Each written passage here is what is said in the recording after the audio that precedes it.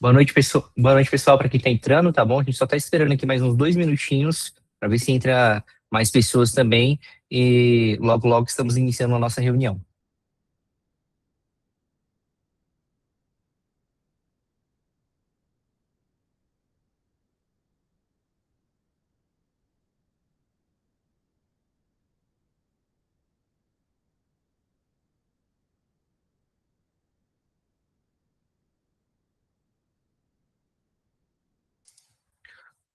Oi, Luciene, você levantou a mão aqui, minha querida. Se quiser, pode perguntar.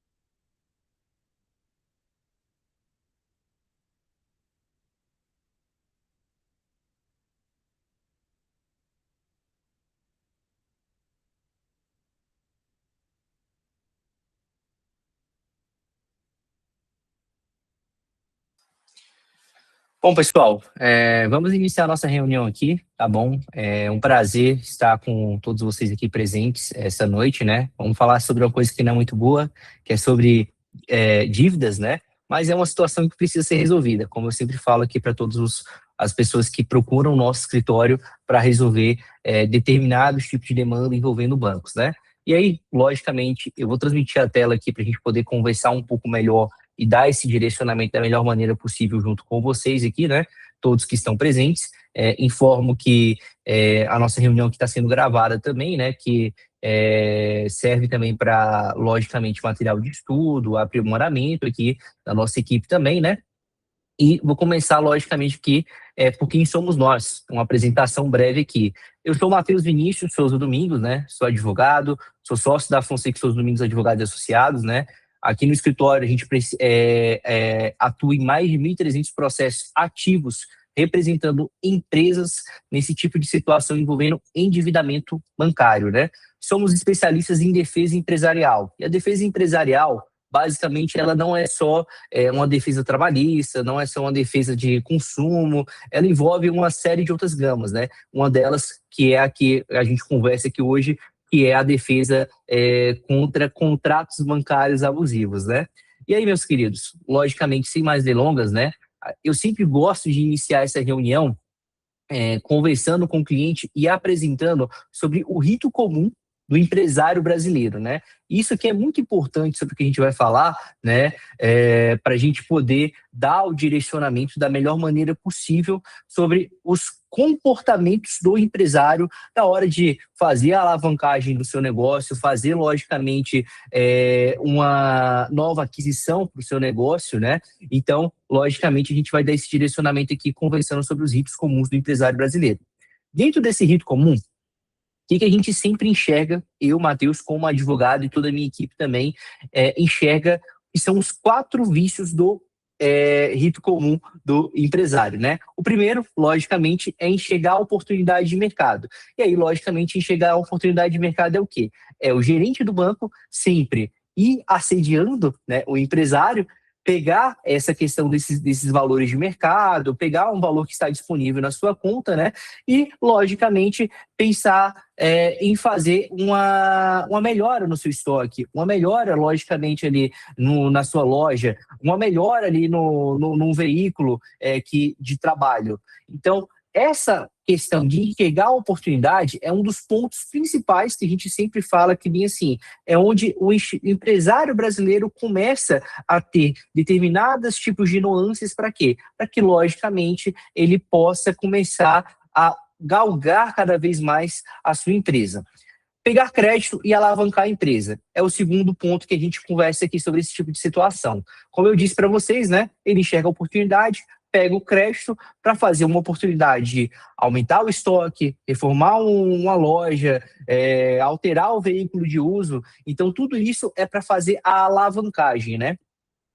Errar no valor da parcela, no banco e no tipo de crédito. Isso aqui é uma coisa muito comum, entende? Por quê? Porque o empresário, logicamente, o que ele vai fazer nesse tipo de situação? Ele pensa que determinado tipo de parcela naquele momento vai se enquadrar dentro do bolso dele, vai enquadrar dentro da realidade do faturamento dele naquele momento. Só que, às vezes, o empresário ele não enxerga que, logicamente, tem diversos tipos de adversos que podem afetar a operação dele. Um deles, por exemplo, é a Copa do Mundo. Períodos de Copa do Mundo, períodos de eleição, são períodos que, logicamente, o comércio, principalmente do pessoal da época do varejo, né, eles tendem a ter, logicamente, um pouco mais de uma fraqueada, logicamente, nas suas vendas, uma diminuição do número de consumidores, uma diminuição na saída da mercadoria, mas por conta de determinados tipos de períodos do ano, uma pandemia e por aí vai. Então, logicamente, o empresário, quando ele vai pegar o crédito, é uma coisa muito boa. Vê ali, vê todo aquele valor disponível, pensa logicamente na alavancagem, pensa logicamente na oportunidade que isso vai gerar para ele, né? Mas, logicamente, ele não pensa nos fatores adversos dessa situação, né? O que pode acontecer, por exemplo, uma nova pandemia, uma eleição que eventualmente pode afetar a questão do mercado dele, do público dele, um período de Copa do Mundo que pode afetar a questão das vendas da empresa dele também. Então, são fatores adversos que o empresário muitas vezes não enxerga, que bem assim, que a parcela ela pode ser calculada e ela calcula-se logicamente e ela dentro de um primeiro cenário, ela cabe dentro do orçamento da empresa e logicamente depois o que vai acontecer, ela não cabe. E aí começa logicamente a famosa inadimplência. E aí, logicamente, o quarto rito, que é o quê? O banco se torna sócio da operação. Basicamente, você trabalha a todo momento, e aí eu falo isso por atender mais de 1.300 empresas aqui no escritório também, né?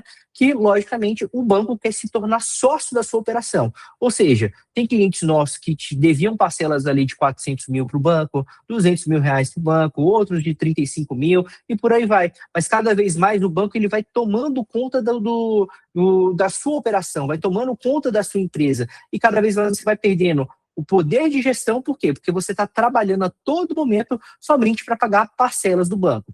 E, logicamente, o resultado disso é o quê? Caixa e margem aperta, o governo cria mais impostos cada vez mais. A gente vive num país que, infelizmente, a carga tributária ela não é favorável para o empresário. A cada momento a gente tem um novo imposto, a cada momento a gente tem um reajuste de alíquota, a cada momento a gente tem ali uma situação que vai afetando cada vez mais o percentual de ajuste fiscal do Estado, né? O Estado cada vez mais ele vai querer arrecadar cada vez mais, né? Por quê? Períodos de eleição, períodos governamentais, períodos de fechamento de conta, e quem paga isso é sempre o brasileiro. Então, tipo assim, o resultado, logicamente, quando a pessoa não pensa no rito de uma margem apertada, de um crédito alavancado, de uma oportunidade de mercado que pode se tornar uma dor de cabeça, cada vez mais isso vai apertando a operação dele, né? Inadimplência de clientes também é um fator que pode gerar e colocar em risco a operação de uma empresa, né?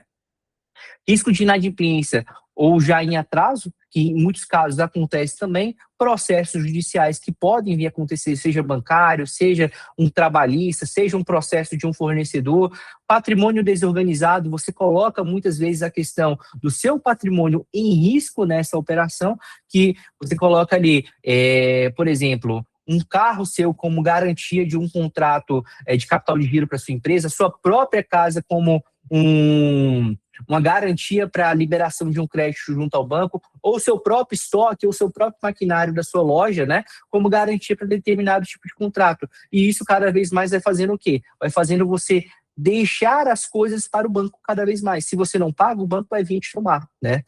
Noite mal dormida com preocupação excessiva e decisões erradas, né? Isso aqui é um ponto muito importante porque todo empresário que eu converso aqui, isso diariamente, eles me falam bem assim, Matheus, estou preocupado, Matheus, estou sem dormir, Matheus, as contas não estão fechando, o que que eu faço? Mas por quê? O processo de gestão, ele aconteceu uma falha. E aí, logicamente, quando a gente começa a fazer esse checklist aqui de todos os empresários aqui do nosso escritório, né?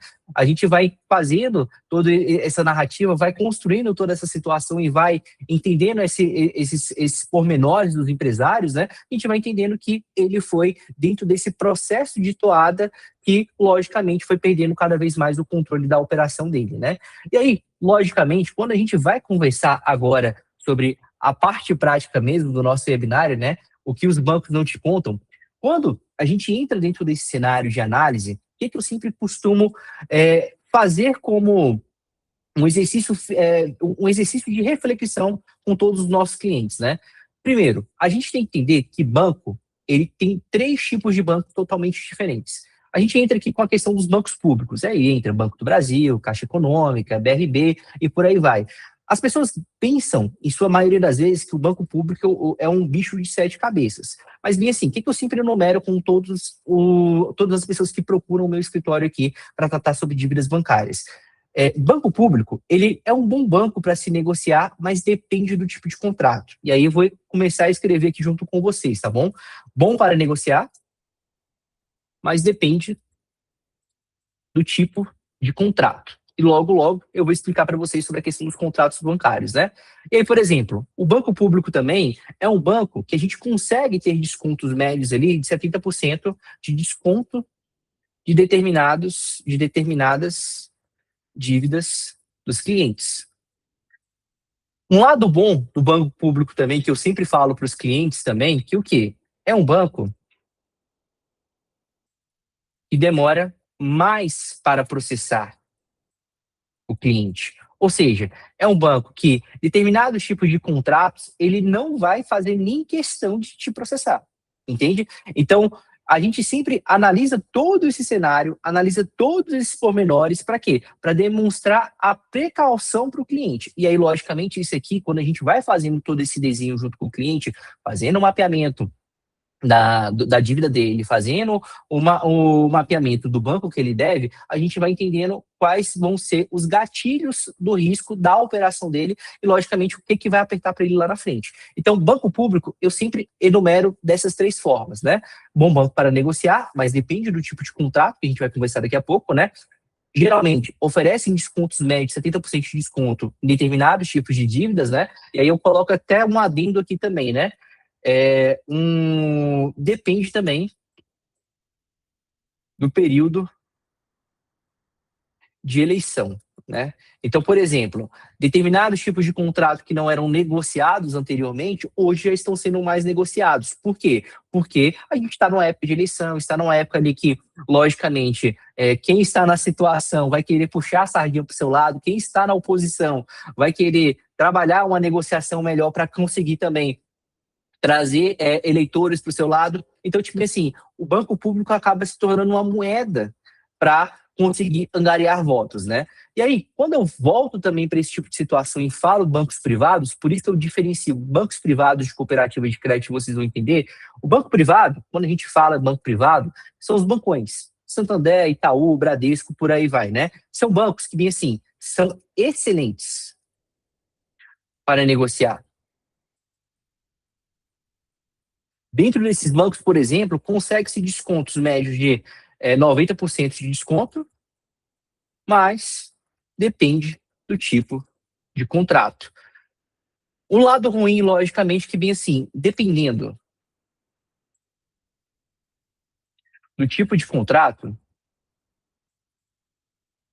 será mais rápido para processar o cliente.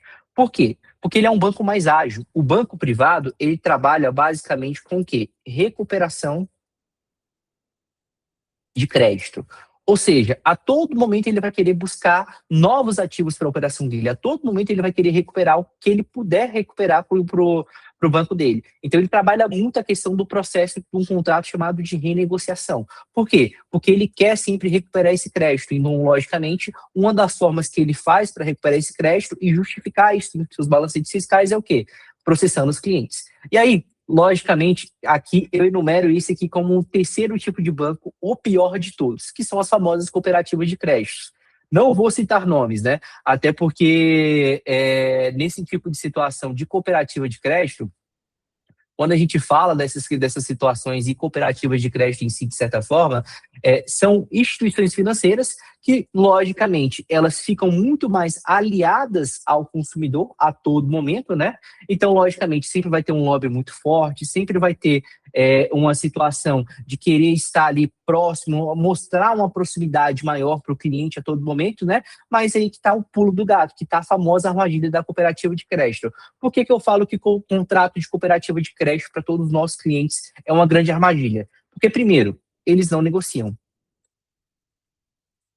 Segundo, independente do valor da sua dívida, eles irão te processar. E terceiro, logicamente, só querem negociar solicitando diversas garantias ou, logicamente, aumentando cada vez mais o saldo devedor. Quando eu falei para vocês sobre a questão de, independente do valor da dívida, eles vão processar, isso aqui não é brincadeira. Eu já vi dívidas de cooperativa de crédito serem processadas por R$3.500, 40 mil reais, 400 mil reais, 1 milhão, entende? Eles não negociam e sempre vão processar os clientes, entende? Eu costumo sempre fazer uma brincadeira quando a gente está fazendo uma call com os nossos clientes ali para fechamento, né? E falo para ele da situação de um cliente do escritório, um empresário que nos procurou aqui nessa situação, né? Só ver se tem mais gente aqui querendo entrar. Não, não. Então, tipo assim, ele nos procurou, estavam passando por uma situação muito complicada e falou para a gente assim, Matheus, eu tinha uma conta na cooperativa de crédito verde, né? Não posso falar aqui por conta para não ser processado, né? E, logicamente, era a conta que administrava ali toda a questão. Ó, a Ana aqui, eu tomei um processo de 20 mil no Cicobi. Eles são fogo também, Ana. Daqui a pouco a gente vai falar sobre esses, né? Mas, assim, ele falou para mim assim, Matheus, o gerente aqui da cooperativa de crédito, né? Falou para mim que, bem assim, que era meu amigo e tudo mais, né? Sempre vivia na minha loja. Ele é dono de uma loja de carros, né? Para vocês terem ideia da relação de amizade que o gerente da cooperativa tinha com ele, né? O cara conseguiu comprar um carro com ele parcelado na nota promissória. Então, tipo assim, era uma relação de amizade, amigo fiel, best friend forever, né? Então, basicamente, o que aconteceu? Um belo dia, ele virou para esse cliente e falou bem assim, fulano, você está com um débito aqui com a cooperativa de mais ou menos aqui uns 90 mil, 120 mil, e você vai receber o dinheiro de um consórcio. A cooperativa quer que você liquide essa dívida. E aí, em contrapartida, a cooperativa vai te liberar um dinheiro de FGI. 2 milhões e meio de FGI para tu renovar a tua frota de carros. Tu quer? O cara pensou bem assim, não, beleza, tô precisando renovar minha frota de carros, vamos fazer isso. Pegou, recebeu o dinheiro do consórcio, né? Liquidou as dívidas dele junto à cooperativa e logo em seguida ligou para o gerente e perguntou bem assim, fulano, cadê o dinheiro do FGI que eu estou esperando aqui para a gente poder renovar minha frota? O gerente sumiu. E aí, esqueceu a amizade, esqueceu tudo que tinha, toda aquela relação que eles tinham, né? E logicamente falou bem assim, a cooperativa não vai te liberar mais.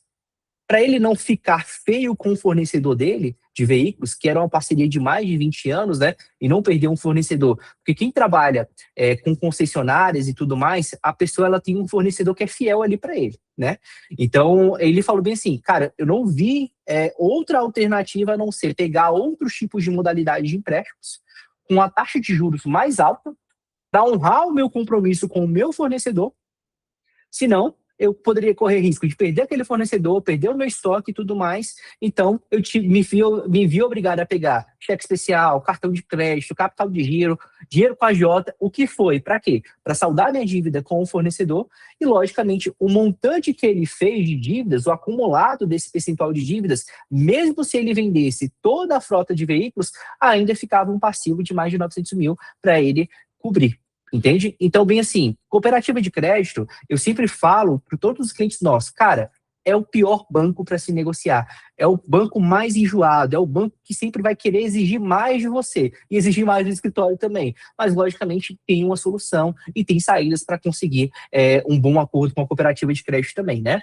Então, quando eu enumero esses tipos de banco aqui, e sempre gosto de mapear desses 3 cenários, público, privado, cooperativa de crédito, é porque tudo isso faz parte de um processo chamado gestão de passivo de dívida, que é o provisionamento bancário, né? Então, quando a gente vai fazendo todo esse arcabouço, todo esse desenho, antes de explicar os contratos também sobre esse tipo de situação envolvendo os bancos, a gente pega, antes de explicar sobre a questão dos contratos bancários, a gente sempre explica sobre os bancos para que dar esse direcionamento, né? Então, logicamente, agora a gente vai partir para a parte dos contratos bancários. Contratos bancários, quando a gente fala sobre esse tipo de situação, eu sempre enumero com o cliente da seguinte forma: aqueles que têm CCB e os que não e os que têm CCB, né? Os que não têm CCB, basicamente é o quê? Cartões, limites e cheque especial. Esses contratos, eles são os contratos que a gente enumera aqui com os clientes, que são os melhores contratos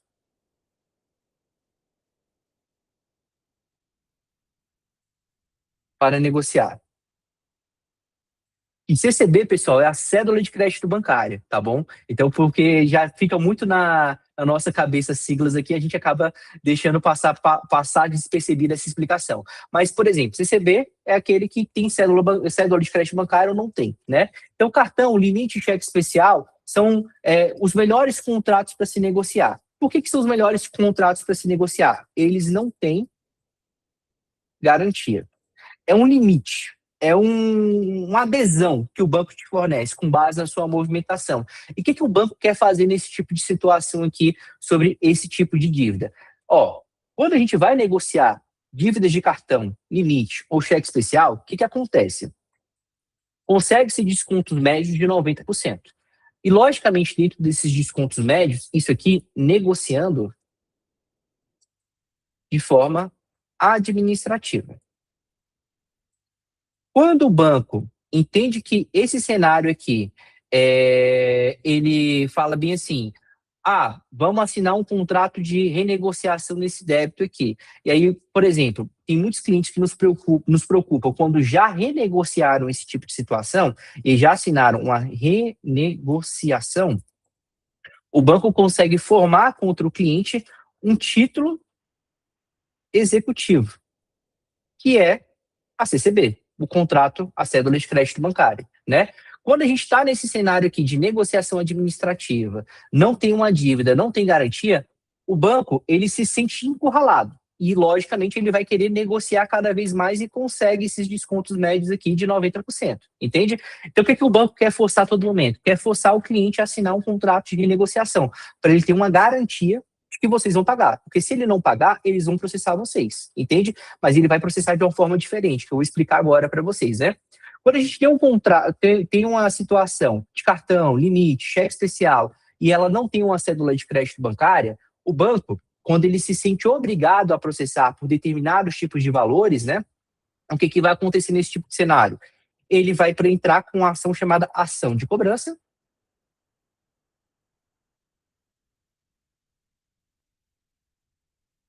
ou ação monitória. Esse tipo de ação aqui que a gente costuma sempre falar para os clientes, né, é uma ação chamada de ação de rito comum. Ou seja, é bem demorada, bem mais demorada.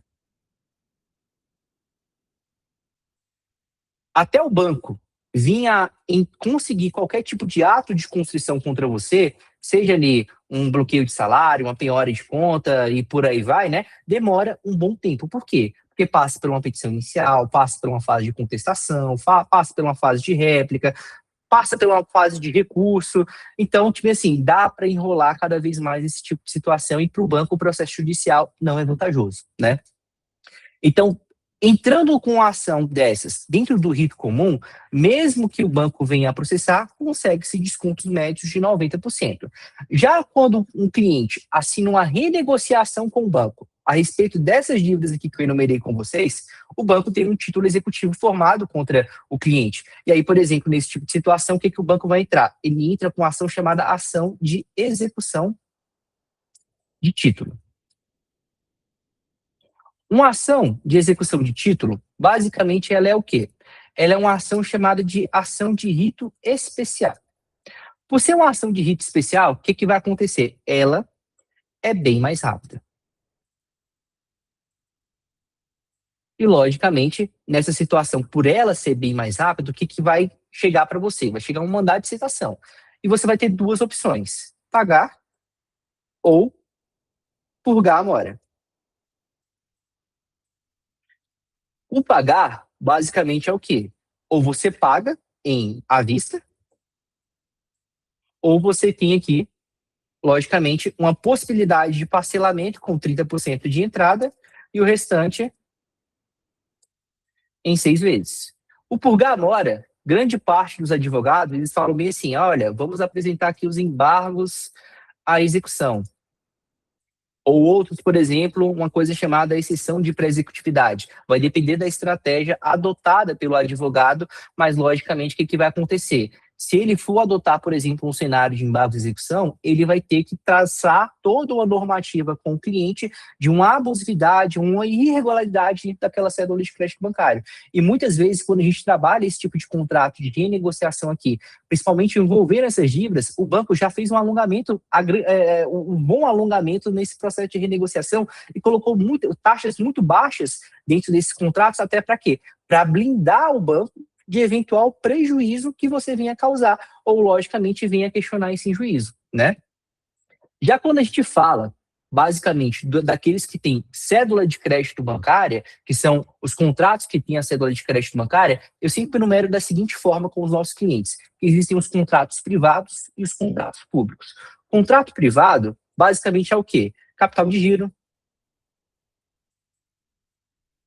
a própria renegociação, que é um instrumento contratual do banco, é um serviço oferecido pelo banco, o empréstimo pessoal, CDC, por exemplo, né? São espécies de contratos privados aqui, e o contrato privado basicamente é o quê? É o dinheiro do banco. E por ser o dinheiro do banco, geralmente esses contratos têm maior chance de ter uma abusividade mascarada. E aí, logicamente, o que vai acontecer dentro de um cenário de contrato privado? O banco vai querer recuperar o mais rápido possível. Muitas vezes, os clientes nos procuram devendo, por exemplo, um contrato de capital de giro. Aí, um contrato de capital de giro, o banco vai exigir diversos tipos de garantia para ele, tem algum tipo de abusividade velada também nesses contratos, né? E o nosso papel como advogados é o quê? Pegar aquela cédula de crédito bancário, analisar, entender as nuances dele, identificar se existe algum tipo de abusividade, né? E, logicamente, passar todo um cenário favorável para o cliente daquilo que pode ou não ser feito. E aí a abusividade é uma coisa que é uma estratégia do meu escritório que a gente explica para o cliente dentro da nossa reunião, logicamente, quando está fazendo ali o fechamento, para verificando essa questão da análise, né? Que logicamente eu vou explicar de forma mais superficial para vocês. Mas a gente busca ali de uma maneira de entender se naquele contrato foi algo prejudicial para o cliente, o quanto foi prejudicial e o que a gente pode contestar de forma administrativa ou judicial. Para quê? Para conseguir a melhor negociação para aquele cliente dentro desse tipo de contrato. Já quando a gente fala sobre contratos de empréstimos públicos são as famosas linhas de crédito governamental, né? E aí, por exemplo, eu vou enumerar da seguinte forma: Pronamp, FGI, Finame, FCO, né? O Pronaf. Muitos desses contratos, o dinheiro é do banco. Mas quem oferece o aval, mas quem dá a garantia é o Estado.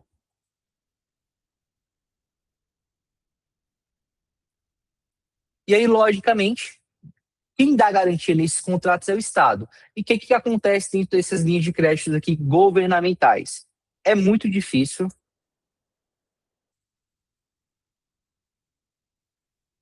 encontrar abusividades. Determinados tipos de contrato aqui, eles são armadilhas para o empresário. Porque, por exemplo, cada contrato aqui de linha de crédito público, ele tem uma particularidade velada. Quando a gente fala desses contratos, eu vou colocar aqui, ó, particularidades. Eu sempre enumero da seguinte forma. Vou pegar dois contratos de exemplo aqui para vocês. O Pronamp e, logicamente, o FGI. O Pronamp é um contrato que é destinado para empresas que estão enquadradas dentro do Simples Nacional. Já o FGI, empresas de maior porte e fora do Simples Nacional. Basicamente, o Pronamp ele passou por 3 transformações ao longo desse tempo, né? Primeiro, os contratos eram de 150 mil. Agora são de 200, depois passou para 250. Agora são para de 500 mil reais sobre o faturamento, né? Então, o que acontece dentro dessas linhas de crédito do Pronamp? Por exemplo, o Pronamp é um contrato que ele é regido pelo Fundo do Banco do Brasil. É o dinheiro do fundo do é um dinheiro que o Fundo do Banco do Brasil garante em eventual inadimplência do cliente. E o fundo restitui ali a inadimplência do cliente em 100%, caso ele fique inadimplente com o banco a respeito da linha de crédito do Pronamp. E o que acontece dentro da linha de crédito do Pronamp? O fundo ele ainda tem uma forma de proteger até o cliente também a respeito da questão das armadilhas do banco. E ele fala bem assim, olha, se você deve o Pronamp, e, logicamente, você está em atraso há muito tempo nesse Pronamp, o banco ele só pode te processar para o seguinte cenário. Se acabar o período de carência e você estiver com 180 dias em atraso da parcela. Aí o fundo, por exemplo, autoriza que o banco venha a processar esse cliente que está inadimplente, entende? Então é um contrato que muitas vezes aqui, ó, ele tem carência, ele tem um bom tempo para a pessoa se organizar e pagar. É um contrato que, bem assim, ele passou por diversos tipos de transformações, mas logicamente é uma linha de crédito que ainda é vantajosa para o empresário, principalmente empresários que se enquadram dentro do Simples Nacional. Contratos de FGI, por exemplo, é um contrato que são para empresas, como eu disse para vocês, que estão fora do Simples Nacional. São em contratos com empresas que a empresa muitas vezes pode pegar até 10 milhões por CNPJ, entende? Junto ao banco. E, logicamente, dentro dessa situação aqui do FGI, o que acontece? O banco, aqui que está a grande armadilha. O fundo do FGI, o contrato do FGI, quem garante a inadimplência é o FGC, que é o Fundo Garantidor de Crédito. E o Fundo Garantidor de Crédito, ele vira para o banco e fala bem assim, 80% eu garanto da inadimplência e 20% fica a prejuízo do banco. E aí eu falo para vocês o seguinte, qual desses contratos o banco tende a processar primeiro? Logicamente o FGI. Por quê? Porque aqui o banco tem 20% de prejuízo. E muitas vezes, se você atrasa 3 parcelas do contrato de FGI, o banco vai entrar com um processo judicial pedindo um vencimento antecipado dessas parcelas. São valores muito mais consideráveis e muito mais altos desse tipo de contrato, né? E, logicamente, tem muitas armadilhas dentro desses contratos. seja uma garantia de caminhão, seja uma garantia de residência, seja uma garantia de maquinário. Então, são contratos que são muito mais perigosos para o empresário na virtude de eventual tipo de inadimplência, que é o contrato de FGI.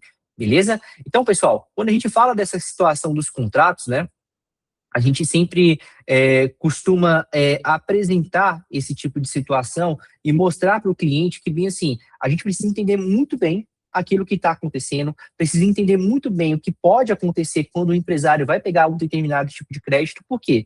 Porque nesse tipo de situação, o processo, por exemplo, que envolve um contrato de um Pronamp e um contrato de um FGI ou um contrato de capital de giro é totalmente diferente. Diferente por quê? Porque nesse tipo de situação aqui, nesses contratos, cada contrato tem a sua particularidade. Então, logicamente, tem contratos que podem ter abusividade velada, tem contratos que, logicamente, pode ter determinado tipo... Deixa eu ver aqui uma perguntinha aqui. Pode ter uma abusividade velada, pode ter ali determinado tipo de situação que vai atrapalhar o seu negócio, mas logicamente a gente sempre tem que entender o quê? Que nesse cenário a gente tem que saber o mapeamento do melhor tipo de contrato, saber o mapeamento daquilo que pode ou não afetar, qual contrato eu posso ou não ficar inadimplente dentro da minha empresa, que vai ser sadio ou não, uma eventual inadimplência, né? E tem muitas pessoas que fazem uma inadimplência programada também de determinados contratos, mas colocam em risco determinados tipos de nuance da operação, né? E deixa eu só ver aqui umas perguntas. Ana falou, eu tomei processo de 20 mil do Cicobi. Luciene, eu estou processado por 3.900, já está em 29 mil. Possivelmente a cooperativa, né, Luciene? Leonardo, aqui, CCB seria o contrato, isso mesmo. Fui processada por um capital de giro que peguei. Tem solução com o Cicobi? Tem solução ainda, Ana. A gente vai conversar sobre esses pontos também. Perfeito. E aí, como é que funciona essa situação de um processo judicial envolvendo uma dívida bancária? Deixa eu só voltar aqui.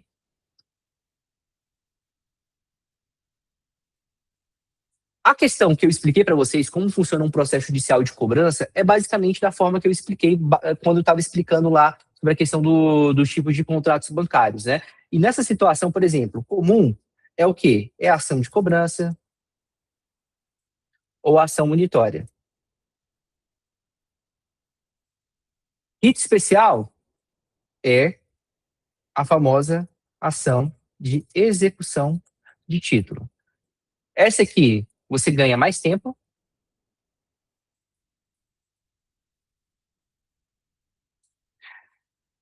Opa, travo aqui.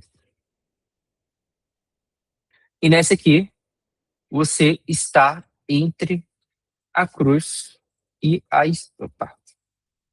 cruz e a espada.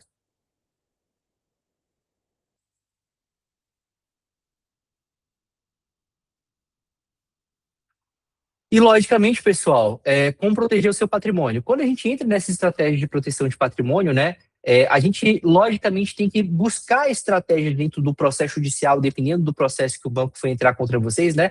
Para quê? Para sempre negociar e nunca deixar de atender o cliente, o seu gerente bancário, né? Organizar o patrimônio, e, logicamente, o patrimônio que está dentro do CNPJ, ou o patrimônio que está dentro do CPF também. Para quê?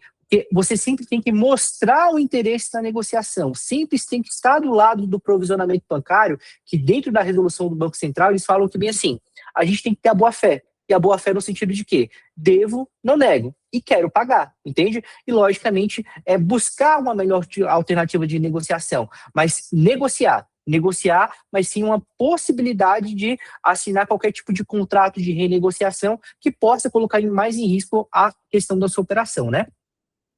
E, logicamente, aqui a parte boa para quem ficou até o final, né? Como conseguir descontos da minha dívida? A gente sempre fala uma coisa aqui para todos os nossos clientes, que é o quê? O nosso objetivo sempre é o quê? É frustrar a expectativa do banco. E como é que a gente frustra a expectativa do banco? Mostrando a minha realidade. Logicamente, buscando aqui uma coisa chamada, que é um método intitulado pelo meu escritório, chamado de método PBF, que é um programa de blindagem e recuperação financeira. Então, quanto mais eu frustro a expectativa do banco, seja dentro de uma recuperação de um processo judicial, ele não encontrar nada, ou logicamente, mostrando a minha realidade em todo tipo de negociação, em todo tipo de feirão de banco que eles acontecem para fazer essas negociações, é melhor para mim. Por quê? Porque eu estou gerando provas administrativas de que necessito de uma boa negociação. E gerar prejuízo para o banco também é uma possibilidade nesse tipo de situação. Gerar prejuízo no sentido de que gente, eu quero pagar, eu preciso pagar essa dívida, mas eu só vou conseguir pagar em determinado tipo de situação. Então, muitas vezes, tem muitos clientes que nos procuram, já estão no inadimplência maior, já tem uma inadimplência de vários meses, de várias semanas e tudo mais, então isso já está gerando um prejuízo para o banco. E aí, logicamente, a única alternativa para o banco vai ser o quê? Negociar, buscar um consenso, buscar uma situação que vai, logicamente, resolver a situação do cliente e muitas vezes, logicamente, nesse tipo de situação, quando o cliente chega gerando prejuízo para o banco, já trabalhando uma situação dentro do nosso método de trabalho, o objetivo, claro, vai ser qual? É mostrar para eles que a gente tem uma possibilidade cada vez mais de quê? De chegar numa tratativa melhor com aquele banco. E principalmente quando o cliente chega com um contrato, uma cédula de crédito bancária, que tem diversos tipos de vício, melhor ainda. Beleza? Deixa eu ir para as perguntas aqui novamente.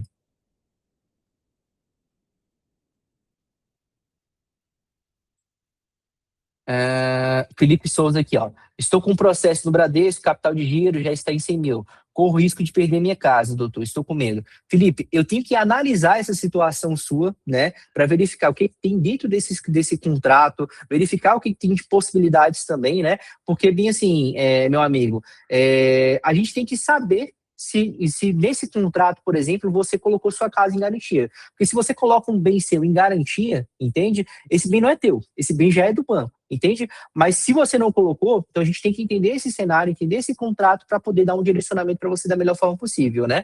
E aí, pessoal, basicamente, isso aí são os pontos mais importantes que a gente quis trazer aqui para vocês, enumerar também sobre a questão das dívidas bancárias também, tá bom? E aí, para todo mundo que ficou aqui até o final, eu vou colocar aqui para vocês um linkzinho de formulário, tá bom?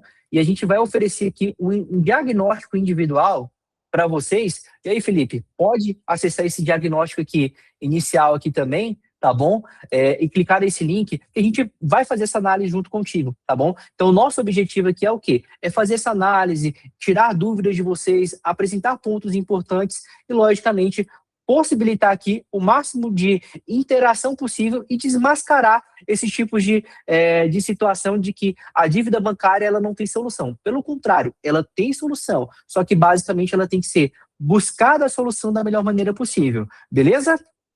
Alguma outra dúvida, pessoal?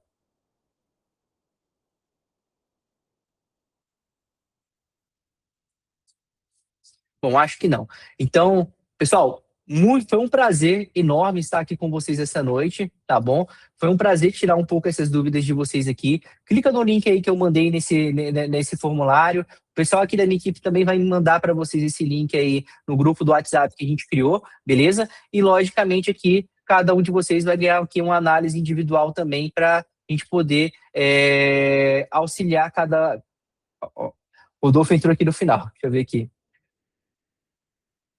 Perfeito, Felipe. Não coloquei a casa no final, só tenho essa. Então, perfeito, cara. Já é uma possibilidade que a gente tem também para poder entender esse cenário aí. Eu vou precisar dessa cédula de crédito, tá bom? Então, pessoal, novamente, boa noite, tá bom? Foi um prazer aqui conversar com vocês. Nossa equipe vai entrar em contato com vocês também para mandar esse link aí também do diagnóstico que a gente vai dar de cortesia para vocês também, tá bom? E de brinde, pedir para minha equipe também aqui ofertar para vocês aqui um modelo de formulário de negociação que a gente passa para os nossos clientes para quando a gente começa a fazer a negociação administrativa com os bancos, tá bom? Gente, dívida bancária, ela não tem desespero, ela não tem fim, entende? Ela não é bicho de sete cabeças, ela tem solução. Só basta você buscar a melhor maneira possível para resolver o teu caso, tá bom?